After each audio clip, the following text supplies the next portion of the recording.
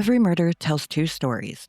One is written in crime scenes and evidence. The other is written in the mind, where resentment grows, and one moment can change everything. I'm Kelsey Coffey, and this is Celebration's Dark Secret, the Todt family murders. Before we begin, a content warning: this episode deals with the homicide of an entire family, including 3 children, as well as intimate partner violence, a suicide attempt, and references to mental health and apocalyptic beliefs. Listener discretion is strongly advised.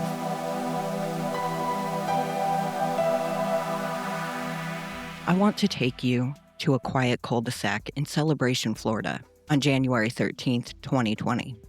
Federal agents with the Department of Health and Human Services, backed by Osceola County deputies, walk up to a pastel-colored home that looks like something out of a brochure, a house in a master-planned community originally developed by Disney to feel like the perfect small town.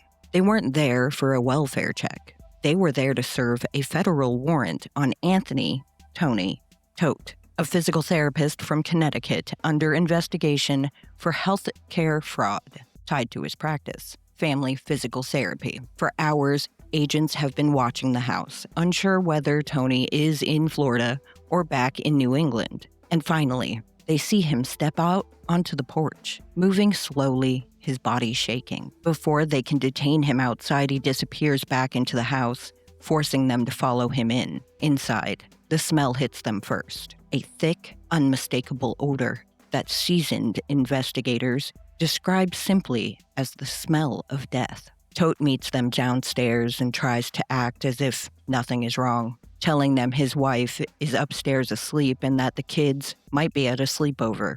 The agents and deputies do what they're trained to do. They call out for Megan, listen for footsteps, for voices, for any sign of life from the second floor. When no one answers, they climb the stairs and step into the master bedroom. There, on or near the bed, they find the decomposed bodies of 42-year-old Megan Todt and the couple's children, 13-year-old Alexander, 11-year-old Tyler, and 4-year-old Zoe, along with the body of the family dog Breezy, all in varying stages of decomp. Investigators later conclude that these victims had likely been dead since late December, while Tony continued living in that house among them for weeks. In those first chaotic minutes, the perfect facade of celebration cracks open. Downstairs, as the reality of what's upstairs starts to take shape, agents see Anthony Todt struggle to stay on his feet, shaking and barely